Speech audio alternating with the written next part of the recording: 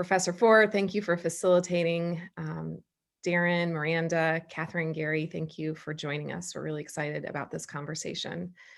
So I think we're ready to get started. John, whenever you are. Good, I'm ready. Well, thank you, Megan. It's a pleasure to be here and to moderate the panel. So our panel here today is framed around these kinds of ideas and suggestions that, of course, powering the planet is essential to our future. Access to energy is essential, but there's an increasing voice, growing voice, concerns about climate change and pollution, and particularly about young people, about what we're doing about it or not doing about it. And that renewable energy offers a great promise for a cleaner choice to be added into the energy mix. And currently, policymakers, leaders in industry, university, they're looking, finding, discovering innovative ways to encourage cleaner energy purchasing. So the first question I want to pose to you is, how is renewable energy, energy efficiency, and clean energy critical to the future of an economic recovery? Now, I've been told I should only give you 2 minutes to answer it. So I wanted to put that out there first so you could think about it, because I'm going to introduce you now. And I thought I would give you a little time to try to consolidate and find an answer to the question. So I'm going to introduce each of you, and then I'll come back and ask the question again and ask you in order to give your response. So again, great pleasure to have you here. First, I'm going to introduce Miranda Valentine. She's founder, CEO of Renewable Energy Buyers Alliance of clean energy buyers, developers, and service providers who work with NGO partners and to try to bring clean technology to the market. Excuse me. So, and prior to being at CPI, Miranda also served as managing director of Rocky Mountain Institute's Business Renewable Center, assistant secretary of the Air Force for Installations, Environment, and Energy, director of sustainability for Global Renewable Energy at Walmart, and last but perhaps most important, she holds an MBA from George Washington University. So thank you, Miranda. Darren Coats next. He's the founder of Thinkbox Group. They develop sustainable projects that work and fix aging equipment and buildings, generate renewable power, upgrade buildings technology, and basically create healthy environments and reinvesting in local communities. He's also the co-founder of Thinkbox Venture, which is an independent investment vehicle concentrating on investing in underutilized assets and underserved customer segments. And finally, to take note that Darren has also launched the Thinkbox Sustainable Communities Project, which is basically a public-private partnership support underserved and overlooked communities. And finally, and again, most important, Darren is a graduate with his MBA from George Washington University. So nice to have you back here at GW. Next is Gary Farha, Gary, founder and CEO of Consumer First Renewables, in charge of business strategy, customer relationships, and operations. Before that, Gary was a senior partner at McKinsey & Company, where he looked at energy and worked with energy and industrial clients over an almost 20-year period, and he co-led its global innovation practice. He's also been VP of Growth and Innovation at Danaher Corporation, which is a Fortune 500 technology company, and he's worked in multiple financial roles at the Kansas City and Electric Company.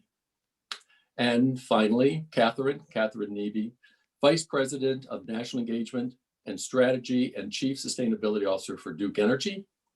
And she also serves as president of Duke Energy Foundation.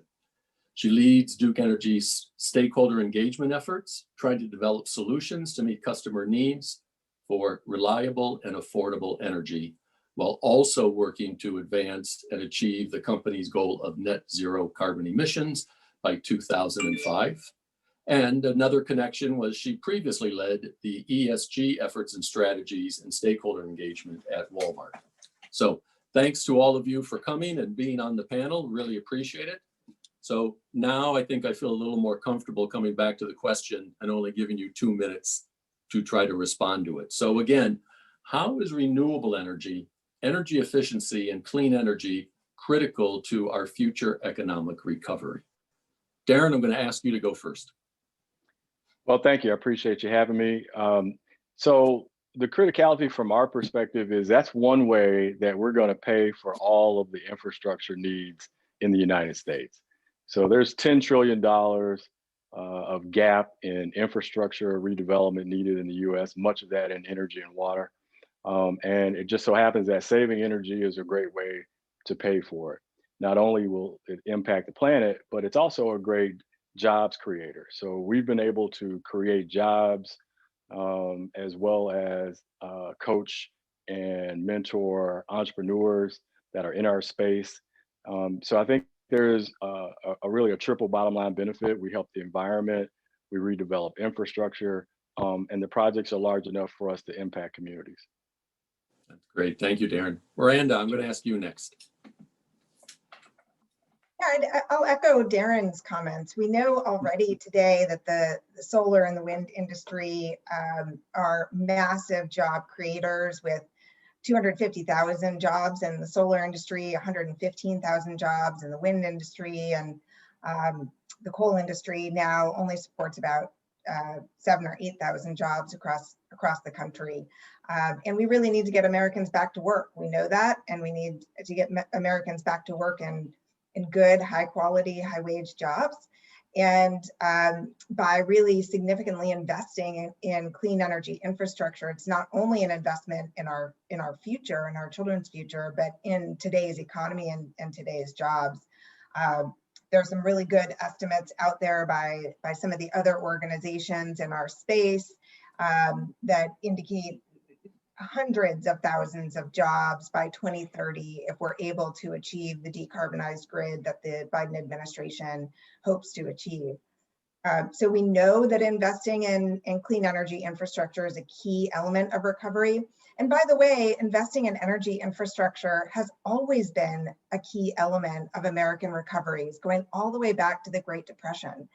Our government has used large infrastructure projects, and specifically large energy infrastructure projects, as a way to reboot the economy and get people back to work. So this time is really nothing new. And it's just the type of energy projects that we need to be investing in. That's great. Thank you. Gary, how about you? Hey, John. Great to be with you and everyone else, and thanks for including me. Our view on our team, and we do a lot of work with corporates and universities and governments across the country, is that clean energy and this movement towards low carbon is actually, we think, uniquely suited to address both economic and health related issues, and that they actually have the potential to have a big impact on post-affected communities.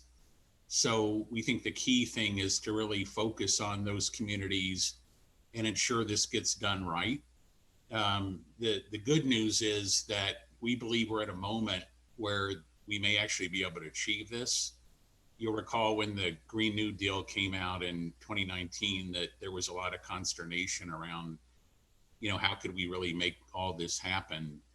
I'm not here necessarily to advocate for it today, but I think many of the factors that were concerns before are starting to turn around now, as everyone believes an economic recovery is coming. I think a lot of people already are seeing a lot of money in terms of infrastructure investment, which Darren referred to, coming into the space. And it's pretty clear to us that a lot of good things can happen that will have both an economic benefit as well as a health benefit, particularly to communities hardest hit. That includes ones of color and lower income communities, but that we have to be purposeful around how we channel our efforts. And I think that's the big challenge ahead of us, but also the opportunity if we do it right. Very good. Thank you. On this one, Katherine, you get the last word. Great. Thank you. And it's really, really great to be here. I am about 5 months into my role at Duke Energy. So I have a quick disclaimer at the top, which is I am really still in the learning curve of trying to get up to speed on a new company and a new industry in the midst of a global pandemic. So it's been it's been fun, but quite a ride.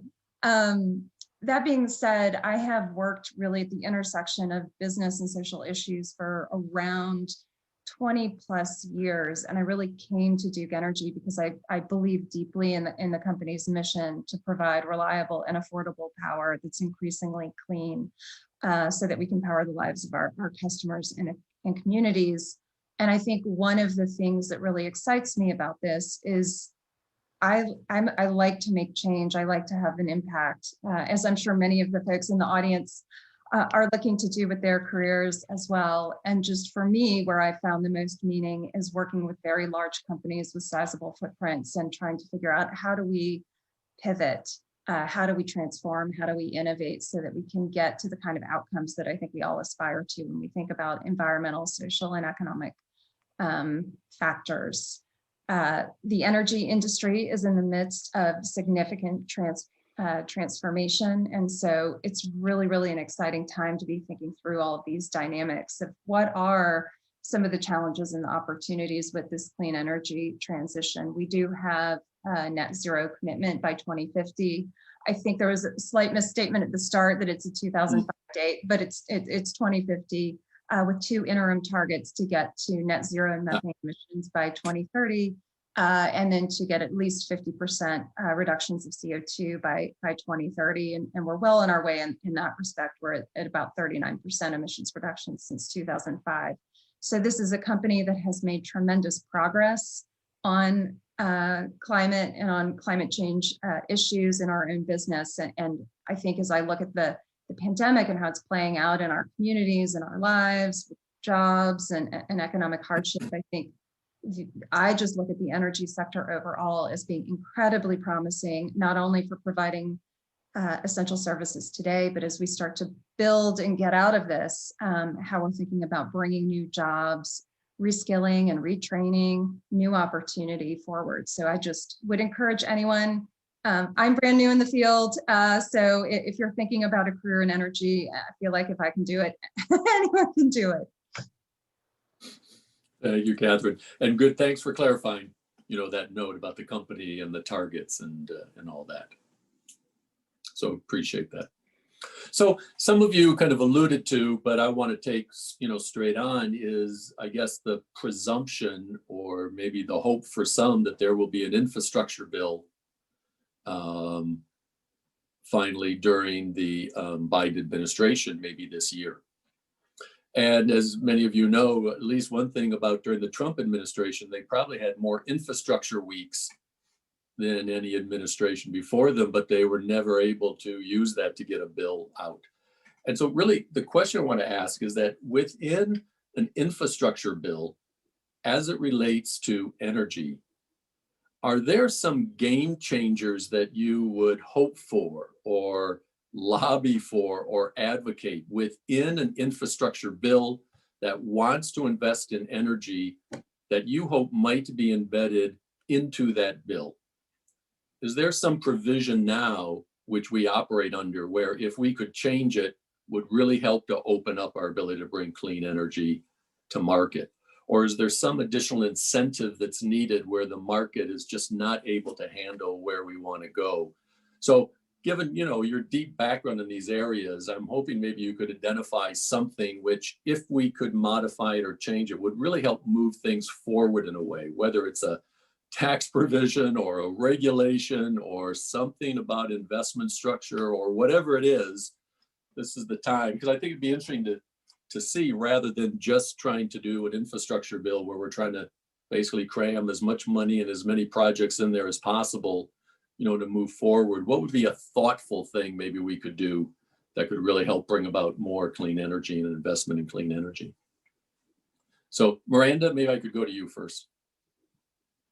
So I think about all of these challenges from the perspective of energy users, and in particular from the perspective of very large energy users, though thinking through the broad spectrum of residential, household energy users, all the way through to the very large energy users. But the Renewable Energy Buyers Alliance is a consortium of the country's largest energy consumers who have commitments to procure zero carbon energy. Some have very specific renewable energy commitments. Some have broader zero carbon energy commitments or net zero energy commitments. And actually, Megan has been very engaged with REBA over the years, as GW has some very significant energy commitments. So from the perspective of large energy users, the biggest barrier for them to use their procurement power, their demand side power to drive new clean energy projects is lack of competition.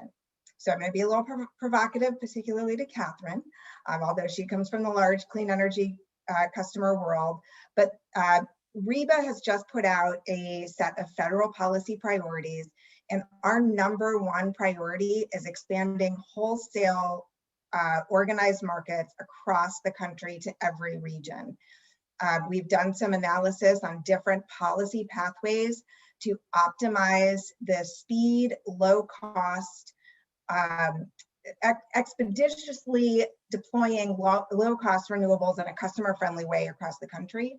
And we know that organized wholesale markets underpin every other pathway, whether it's a clean energy standard, whether it is utilities setting voluntary standards and then creating programs for customers to buy into them. Really having those organized markets underpins everything else. So it's not necessarily infrastructure policy, it's more the role that FERC can play. And there's potential for thinking about expansion of organized markets through federal CES. From infrastructure, clearly we need a big focus on transmission and electrification. There are certain regions of the country where we have very rich renewable resources, and it's hard to get those to other parts of the country where the load center is. So I'll sort of end there, and that's kind of wonky, but fundamentally competition and wholesale organized markets is what large energy buyers are looking for. No, thank you very much. I agree with you. It's kind of a wonky answer, but it's a totally wonky question. So it was perfect. It was perfect in response. And if I'm hearing you right, it's a two-part strategy, right? We need to put in the infrastructure investments to better connect our energy systems so energy can move. And then we need to change the regulations and policy that will allow it to move over these systems. We have to do both, right? Yeah. Gary, what would you say?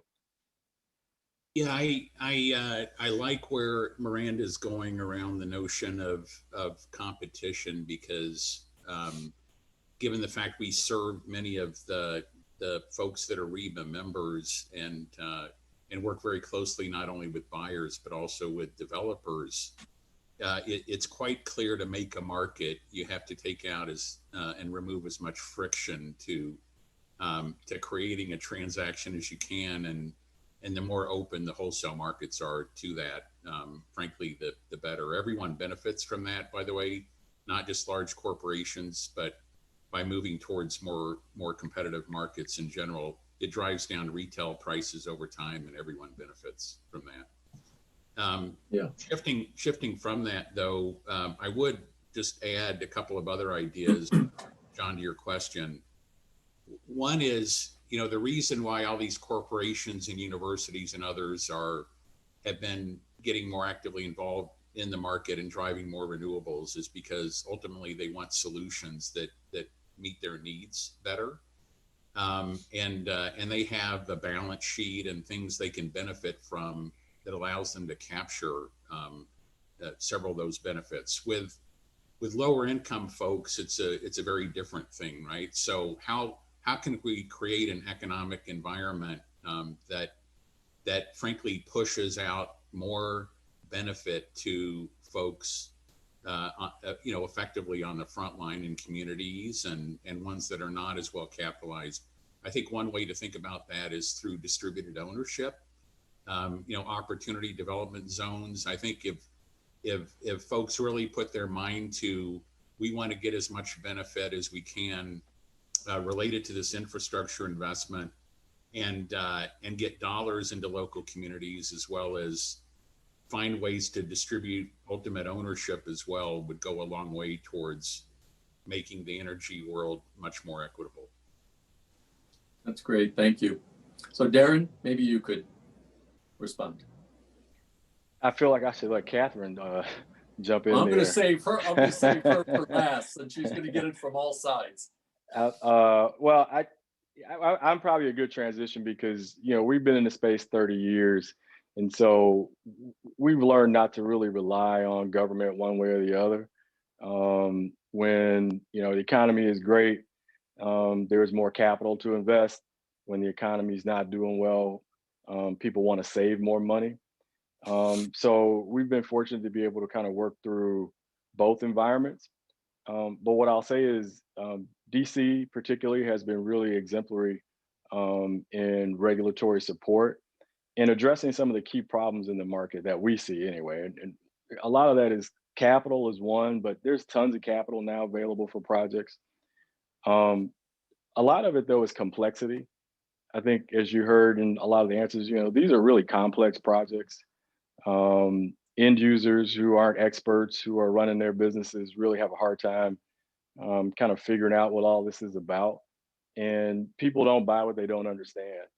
And so government, at least locally here, has been really good in helping to kind of educate the market, open up lanes for us to kind of do what we do and be very supportive in, you know, lending credibility, bringing voices together and passing regulations that have actually contributed to really good projects. You know, DC has had one of the highest renewable energy credits for solar in the country.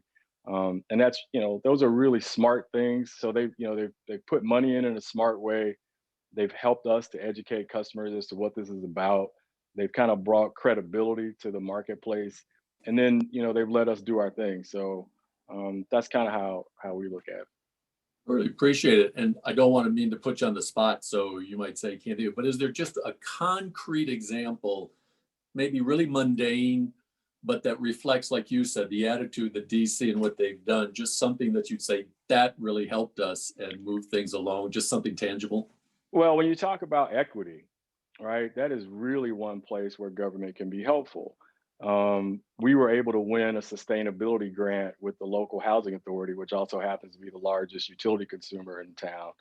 And that grant allowed us to really develop the Sustainable Communities Project. It allowed us to ask the people in the buildings, you know, hey, what else can we do in addition to helping your buildings become sustainable? What else can we do to help your lives become sustainable? And so we've been able to use that grant to build a project that focuses on entrepreneurship, wellness, STEAM education, which is STEM plus art. And so we, you know, and jobs and training. So that's been, you know, a really tangible, helpful way that the DC has really been at the forefront, really nationally, in really smart regs and policies. Yeah, great. Thank you. Yep. Thanks for that kind of tangible example. Katherine, if you had your kind of wish list for anything within that infrastructure bill relates to energy that you thought would really help, right, would really be a game changer, what might you suggest? Yeah, I've lived in DC for 16 years and thus far have successfully avoided all kinds of policy conversations, and I count that as a victory. So I'm going to answer the question a little bit differently. The thing that keeps me up at night is how are we going to actually deliver the clean energy transformation that we know is necessary? How are we going to get to net zero by 2050? And we're going to have to retire a lot of coal and scale a lot of renewables and create a lot of new technology and advance new technology so that it's scalable and accessible and at an affordable price for people to pay. And so that transition is the thing that keeps me up at night. And this is such a common challenge, not just in the energy sector, but writ large in sustainability. How are you doing this? Well, you're creating jobs, you're creating and building economies, you're not leaving people behind, you're helping people transition. Because if you don't think through the social side of these things, I find sustainability projects sometimes fail, or they're only available to people who are willing to pay a premium to get something. And unfortunately, in my experience of 20 years, I've yet to see a huge swath of people who I've seen plenty of people who raise their hand and say, yeah, sure, I'm willing to pay more for X, but it doesn't actually, whether or not I was at Walmart or elsewhere, it doesn't usually translate into change. So I think anytime we're contemplating kind of anything in this world of sustainability broadly defined, I think being really honest and pragmatic about what are the true challenges and what are all of the levers that we're going to need to push on to try and get to where we want to go. I think I appreciate the commentary on competition. I used to work at Walmart. It's a big competitor in every market. But I think if you take another step back and kind of look at how the societal contract has eroded over time, where we're seeing growing wealth inequality rates, we're seeing haves and have-nots, we're seeing things not be equitably distributed, and those are very real challenges as a society. I don't know how much this applies to the conversation that we're having right here, but I think one of the cool things about being a large investor-owned utility that is contemplating the largest retirement of coal in our industry is that we have a duty to serve everyone at prices that they can afford. And so I think there's a component in here that we need to be really thoughtful and mindful of, as well as how are we ensuring that the clean energy transition is equitable to all customers, to all communities, and we're not kind of bifurcating access and opportunity. Yeah, thank you. Any comments? Does anyone want to respond in any way, just to some things that were said, or any follow-up comments? Okay, great. Well, I want to introduce, and again, and I don't want Katherine to feel like she has to defend utilities or anything like that, right? But I did want to kind of present a question of a lot of discussions I hear around whether it's clean energy or energy equity somehow ends up being framed as kind of a them versus us kind of a discussion, right? Where it is the developers and the consumer retail buyers, right, trying to develop projects, trying to get access to clean energy versus the utilities. And I'm not in any way saying that's the case, but really my question is, and clearly there are some conflicts of interest on any given project or idea, and people are going to debate back and forth what they think is best and what is the greatest advantage. But I wanted to ask you, is there a way or some suggestions you have about, is there a way as we look forward, and as many of you mentioned, making this transition to avoid not only those kinds of conflicts, but the mindset that there's a conflict involved? And is there a way of trying to frame or think about what we're doing in a way where it isn't, well, a conflictual model, right? It's a collaborative model? Or might you argue that these are just different approaches with different interests and different businesses with different strategies, and sometimes they just may not be totally compatible? So, Gary, do you have some thoughts on that? Well, let me start by saying, back in the good old days before we started CFR 10 and a half years ago, when I was at McKinsey & Company, a lot of my work was with large electric utilities. So I'm very sympathetic to and appreciate many of the issues that Katherine mentioned earlier. My broader view in terms of the transformation that's underway in the industry now is that this is such a big industry, and the transformation is underway, but it's going to take many more years to play out. And that the amount of capital that's going to be required to enable it is so large that there's ample opportunity for several different players to play in this. And we already see that happening today. For example, George Washington University solar project, the Capital Partners solar project that I understand you all may have touched on in an earlier session, it's been up and running for probably a half dozen years now. Our company was involved. We had the pleasure of serving GW, but Duke Energy's renewable energy arm was selected as the developer for that project and has been the owner operator of it ever since. So, and that was one of the earliest projects done in this country that involved not just GW as a buyer, but two other organizations as a buyer with them in aggregation. It was a very innovative structure, and and the utilities investment arm, the renewable arm, was very much in the middle of that. We see much more of that happening today. I would say more broadly, while corporations and universities are continuing to be a big driving force and will continue being a driving force behind this change, that as we look at the nature of our work, we're increasingly dealing with utilities as the counterparty and enabler to many different transactions we're now helping support with our clients. So I don't view this as a winner versus loser thing. I think there's ample opportunity for those who look forward and want to be part of it to participate. Yeah, thank you. Katherine, I wanted to ask you, right, same question building on that, but clearly as a investor-owned utility and a highly regulated company and a universal service command, I mean, you face constraints as a business already, and it affects how you operate in your business plan.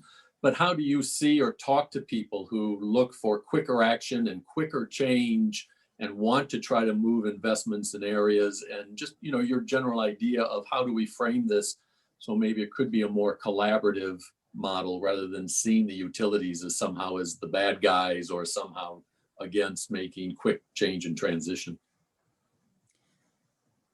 Yeah, I mean, on the one hand, I'm new enough to the industry that I'm not bringing preconceived notions about what everyone thinks and their motives and whether or not we're going to get along. So there's some advantage there. But also this is a common challenge: is how do you align multiple different actors towards the same kind of outcome? And we tend to get a little caught up collectively about the actions that are required to get to the outcome.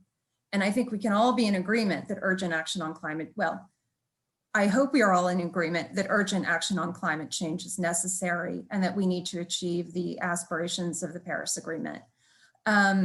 We can disagree and disagree amongst each other about whether or not one way is better than another way. And that's okay, that's a healthy debate. I think that kind of tension and the challenge actually forces innovation and new thinking into the conversation and helps you get somewhere where you want to go faster. So to some degree, I kind of welcome the debate and the challenge, because that's where the magic is.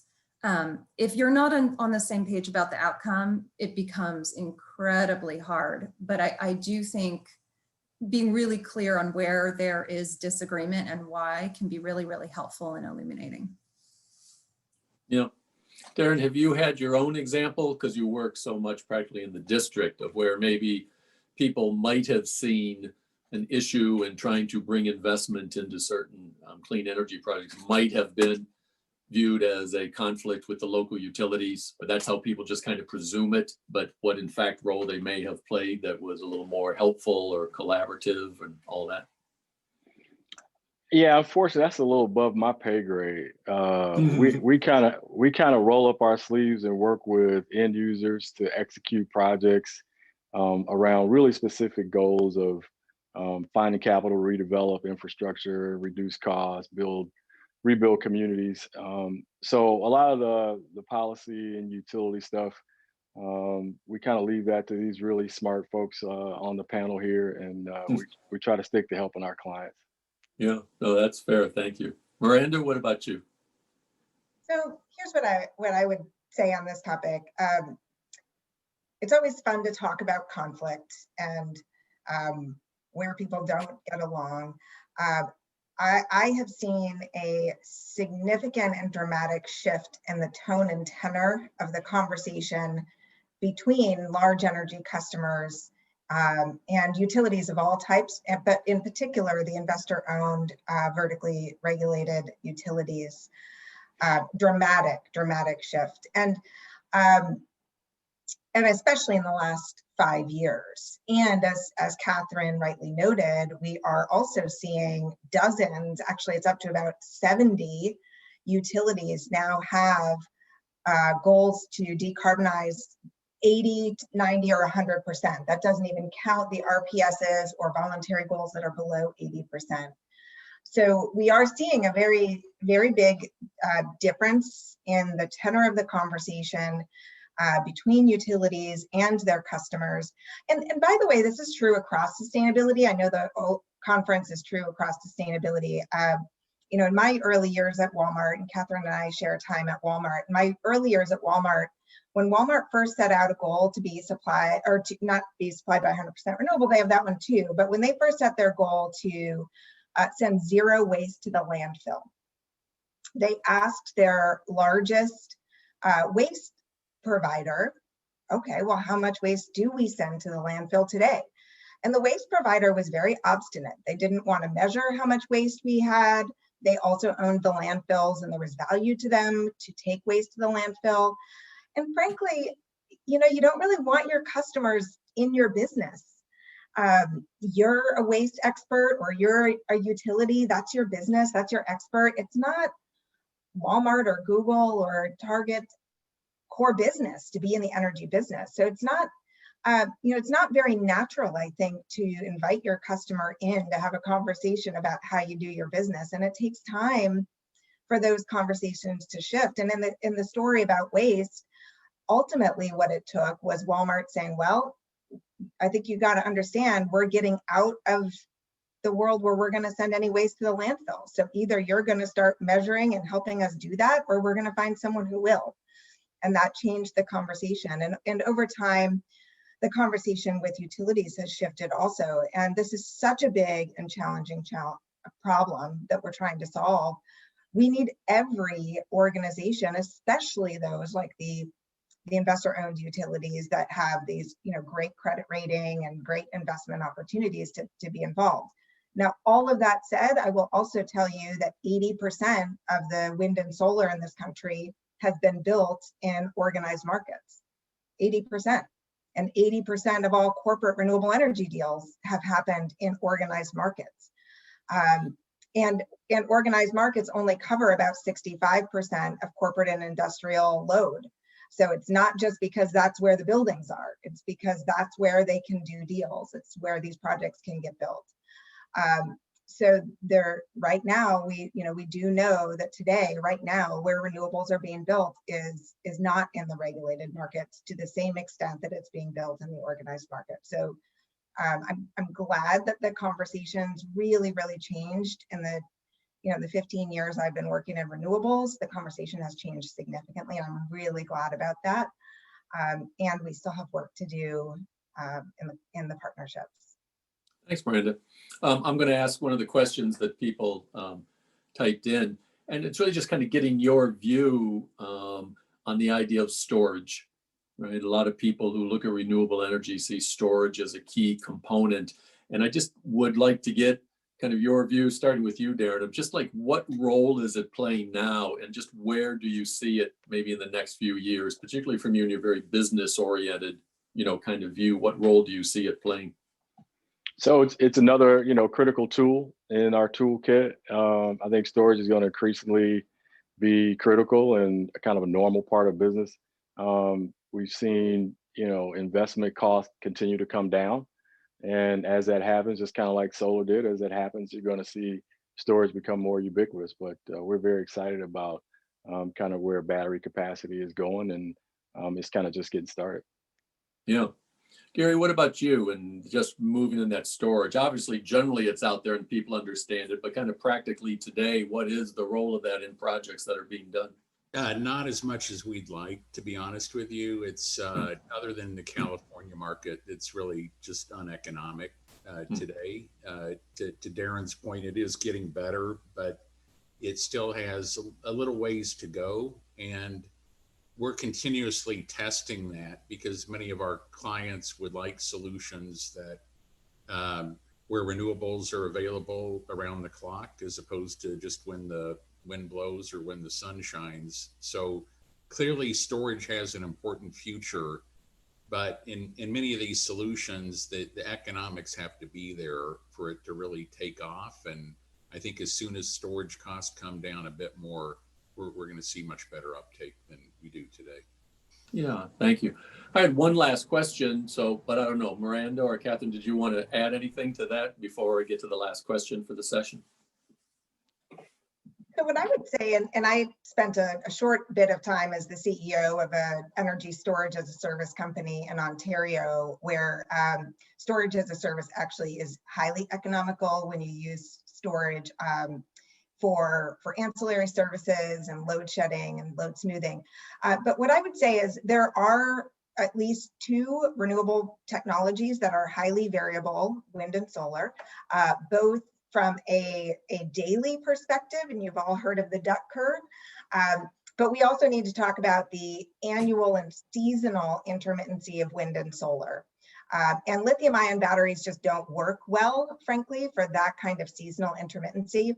And so when we think about storage, we need to think much more broadly than just lithium ion. I saw there were two questions about storage, one specific to lithium ion.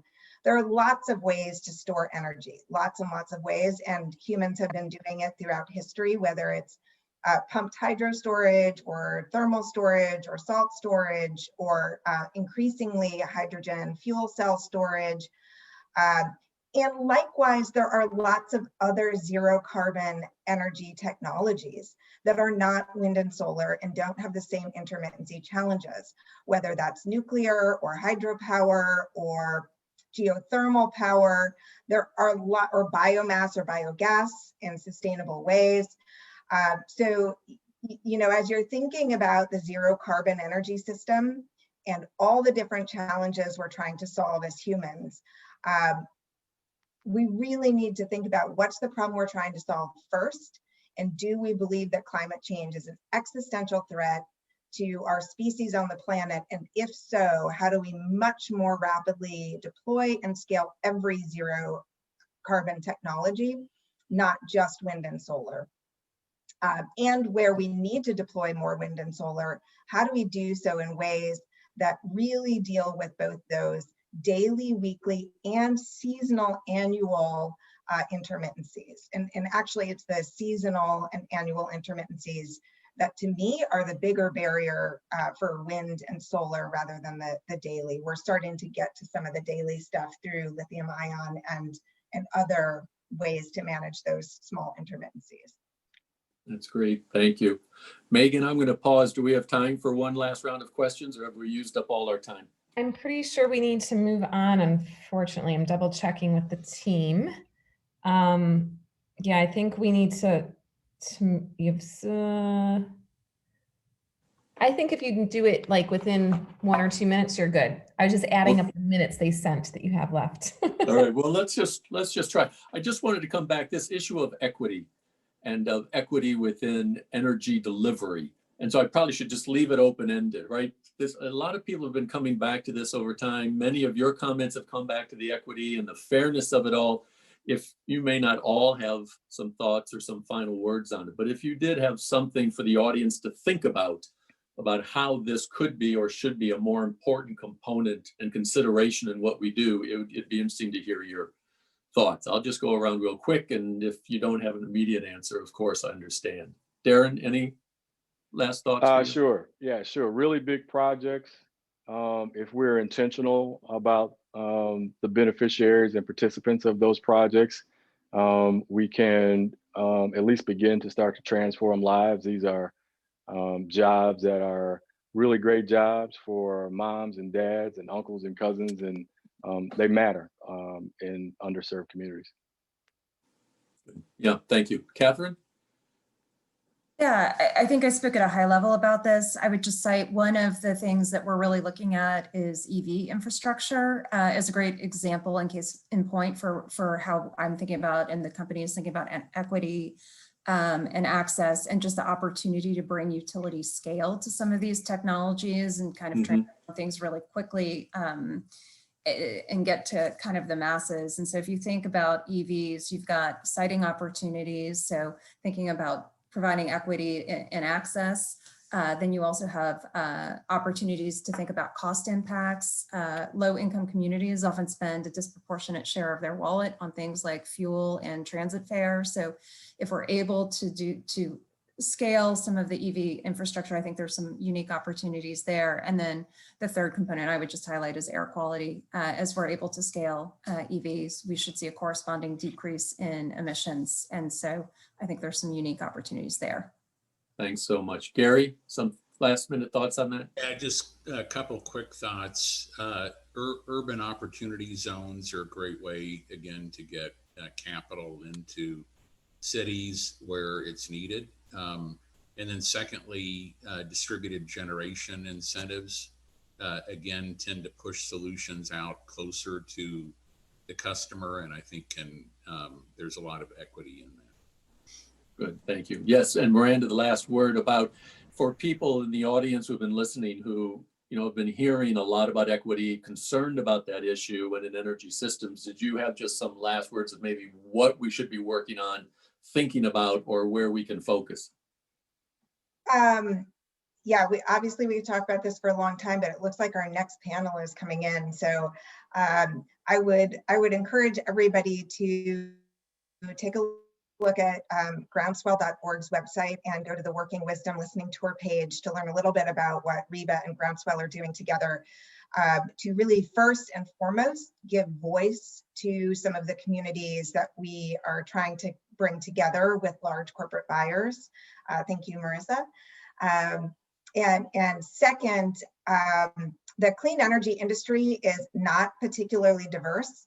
And there are a number of reports on that, which I can share with John afterwards to share with all the members here. But in particular, the clean energy industry is much more male in senior roles and much more white. So the industry has a particular challenge with Black Americans in leadership and females in leadership. And so the industry is really working hard also to look at themselves in the mirror, not just how can their projects bring wealth equitably and clean, cost-effective power equitably to all Americans, but also how can we open our industries so that we have a much broader, more representative set of leaders sitting around the table driving our companies. And with that, John, and to everyone, I say thank you so much. This has been a lot of fun. Well, I think it's obvious to everybody that we've overrun our time, and even the introduction of new people haven't slowed us down. But we are now done. So I want to thank all the panelists, and thanks for your time, and really appreciate the discussion. It was great. And thank you, Jose and Tara, for being so patient with your next session. So with that, I'll say goodbye to everybody. Thanks so much.